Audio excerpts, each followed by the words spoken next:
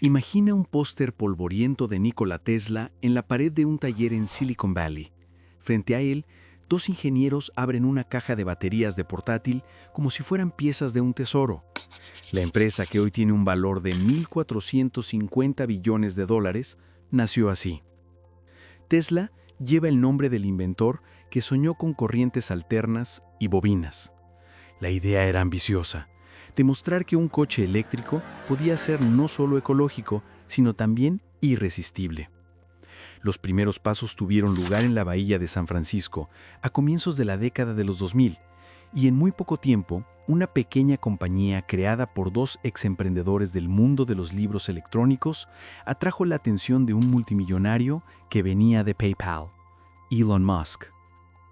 Esta es la historia de cómo ese puñado de personas convirtió una idea marginal en la promesa de reinventar el automóvil. Nikola Tesla, inventor de motores de corriente alterna y de la famosa bobina que lleva su apellido, se convirtió en símbolo para todo aquel que ve la tecnología como arte y profecía. Para los fundadores de la nueva empresa, invocar a Tesla era una declaración de intenciones. No solo fabricar coches, sino desafiar a la electricidad creando coches funcionales con ella. Esa figura del pasado arroja una sombra sobre esta historia que se está por contar, un hilo que conecta laboratorio, taller y mitos. En los albores del siglo XXI, hubo intentos previos de llevar vehículos eléctricos a la carretera. Quizá el más simbólico fue el EV1 de General Motors. Producido en los años 90, el EV1 fue finalmente retirado, y la mayoría de las unidades acabaron aplastadas en desguaces, un hecho que escandalizó a activistas y a ingenieros y que dejó una advertencia: la industria tradicional no siempre quiere cambiar. Ese episodio, que muchos vieron como una oportunidad desperdiciada, encendió el ánimo de los nuevos emprendedores. Si los grandes podían rendirse, había un hueco para quienes querían reinventar el coche. Antes de que existiera el Roadster, hubo un pequeño coche artesanal que demostró que un eléctrico podía ser deportivo y excitante: el T0 de AC Propulsion. Aquella criatura técnica inspiró directamente el concepto del primer Tesla: tomar lo mejor de la propulsión eléctrica y ensamblarlo en un coche que provocara deseo. La influencia fue tan tangible que los fundadores estudiaron, adaptaron y llevaron ideas del T0 al Roadster, aprendiendo a tratar las baterías de litio y la gestión de potencia de maneras nuevas. Esa herencia técnica es la raíz mecánica de toda la narrativa que comenzaba en los talleres de la bahía. Martin Eberhard y Mark Tarpenning, estos dos ingenieros, no eran recién llegados al mundo de los negocios. En 1997 habían creado Nuvo Media y el lector Rocket eBook, una pequeña revolución del papel al silicio que terminó vendiéndose por una suma significativa a comienzos del año 2000.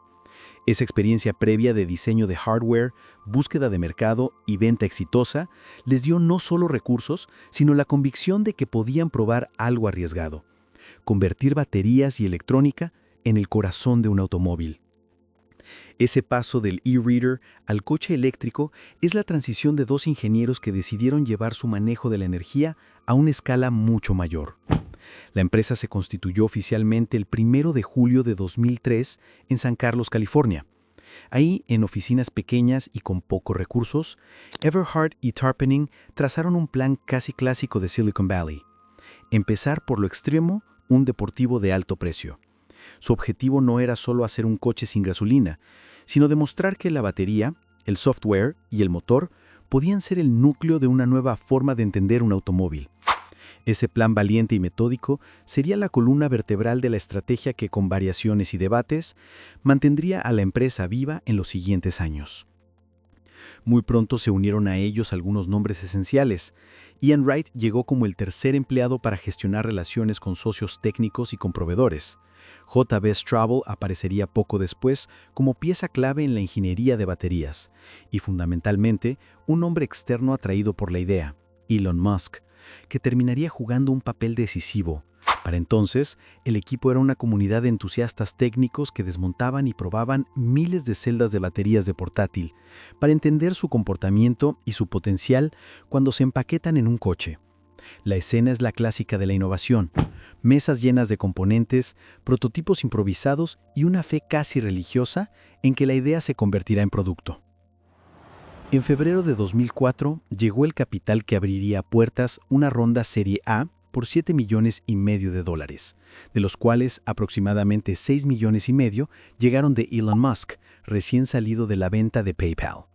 Musk no solo aportó dinero, aportó visión, ambición y la capacidad de conectar a la joven empresa con círculos financieros y mediáticos que hasta entonces le eran inaccesibles. Con esa entrada por el alto, Musk se convirtió en el presidente de la junta y en el mayor accionista, un rol que con el tiempo lo haría importante en la compañía. Con ello se colocó a Tesla en un lugar que ya no era solo técnico, sino también estratégico. En mayo de 2004, J.B. Straubel se sumó formalmente al proyecto, aportando una obsesión por la batería que marcaría la ingeniería de Tesla por años. Straubel impulsó la arquitectura para su gestión térmica y de seguridad. Esa decisión técnica, usar celdas de litio en un ensamblaje automotriz, era audaz. Abría la puerta a autonomías que hasta entonces parecían imposibles. Straubel sería, en el terreno técnico, una de las columnas que sostendrían los futuros modelos y la construcción de una industria propia de baterías. Para transformar su idea en vehículo, Tesla pactó con Lotus. Esa alianza fue crucial. Permitió a Tesla acelerar la producción del Roadster sin construir una plataforma desde cero, aunque implicó también dependencia y retos de integración entre un diseño británico y una electrónica californiana radicalmente nueva. El Roadster, presentado como prototipo a mediados de la década, fue la primera materialización pública de la apuesta. Cuando el Roadster empezó a circular en prototipo, provocó asombro, rendimiento sobresaliente, silencio y la promesa de autonomías que rozaban las expectativas. Pero también llegaron los problemas: sobrecostos, fallos de suministro, plazos incumplidos y la sensación de que la aventura técnica podía convertirse en una pesadilla financiera. En los pasillos se mezclaban euforia por las pruebas exitosas y noches sin dormir intentando cerrar acuerdos con proveedores. La escena mediática empezaba a dibujar a Tesla como la mezcla perfecta entre Silicon Valley y la vieja industria automotriz, con todas sus tensiones. A medida que el Roadster se acercaba a producción y el dinero se volvía un recurso finito, las decisiones estratégicas comenzaron a tensionar relaciones. Elon Musk, con su capital y su carácter, se volvió más activo en las decisiones. Los fundadores originales defendían un ritmo y una cultura técnica distintas a Elon Musk. Las discrepancias personales y de gestión, que en principio parecían normales, fueron creciendo hasta convertirse en una amenaza real para el proyecto. La pregunta presente en los correos y en las reuniones era inquietante. ¿Quién tendría la última palabra sobre la dirección de Tesla? Esa tensión, que en 2007 estallaría públicamente, llegando a la prensa, dejó al equipo y a los inversores en ascuas. ¿Salvaría la empresa o la sacrificarían por la supervivencia propia? Cuando Tesla mostró sus primeros prototipos del Roadster en eventos privados de Silicon Valley, los asistentes aplaudían incrédulos. Un deportivo eléctrico que aceleraba como un Ferrari, pero sin una gota de gasolina. Parecía un triunfo adelantado a su tiempo. Sin embargo, tras esa sonrisa pública, se escondía una tormenta. Retrasos en la producción, costes que se multiplicaban como un monstruo fuera de control, egos en choque y un mundo financiero que tras la crisis del 2008 estaba a punto de cerrarse. Esta no es la historia de un ascenso sin problemas, sino de caídas al borde del abismo. El Roadster comenzó a aceptar reservas a mediados del año 2006.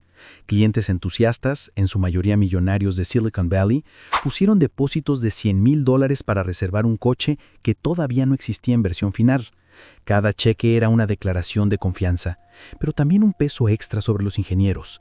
Cumplir a tiempo significaba demostrar que no eran un juguete, sino una empresa real. El plan inicial era vender el Roadster a unos $89,000, pero muy pronto las cifras empezaron a desmoronarse. Los costos de producción, los componentes importados de Lotus, las baterías y el diseño artesanal elevaron el precio final muy por encima de lo planeado. Las juntas directivas se convertían en campos de batalla. ¿Debían retrasar la producción para ajustar el modelo o seguir adelante aunque cada coche representara una pérdida financiera? Hasta ese momento, Elon Musk había sido un presidente de junta activo, pero no necesariamente el rostro público. Sin embargo, en 2007 comenzó a intervenir con más fuerza en las operaciones. Su estilo era directo e impaciente. Exigía cambios de diseño, pedía más control de costos y presionaba por velocidad. Esa presencia, que algunos vieron como necesaria para salvar la empresa, otros la interpretaron como una invasión al terreno de los fundadores originales. En agosto de 2007, después de tensiones acumuladas, Martin Eberhard fue apartado como CEO de Tesla. Oficialmente se trató de una decisión estratégica. En la práctica, fue un golpe brutal para el fundador que había soñado con la compañía desde cero. La salida de Eberhard dejó cicatrices, un debate público sobre quién merecía el título de fundador real y la sensación de que Tesla estaba entrando en una guerra de personalidades y en una carrera tecnológica. Tras la salida de Eberhard, pasaron rápidamente varios ejecutivos por el rol de CEO. Michael Marks, un directivo temporal, luego Steve Rory, con más experiencia industrial. Pero detrás de ellos, la figura de Elon Musk se hacía cada vez más visible, moviendo los hilos financieros y mediáticos. Tesla pasaba de ser el proyecto de dos ingenieros apasionados a convertirse en el laboratorio personal de un visionario con bolsillos profundos y ambiciones globales. En septiembre de 2008, la crisis financiera global estalló. Lehman Brothers cayó, los bancos cerraron el grifo del crédito y cualquier empresa que dependiera de nuevas inversiones quedó al borde del colapso. Tesla no era la excepción. En ese momento la compañía apenas tenía dinero para pagar nóminas y los proveedores presionaban con facturas impagas. La posibilidad de bancarrota era real y cercana. En medio de ese caos, Elon Musk tomó una decisión desesperada. Inyectó de su propio bolsillo lo que le quedaba de la fortuna que había obtenido de PayPal. Apostó no solo su imagen pública, sino también su estabilidad financiera personal. Era un todo o nada. Si Tesla caía, Musk también caería con ella. Este gesto, heroico para algunos, imprudente para otros, se convirtió en uno de los momentos más recordados de la historia de la compañía.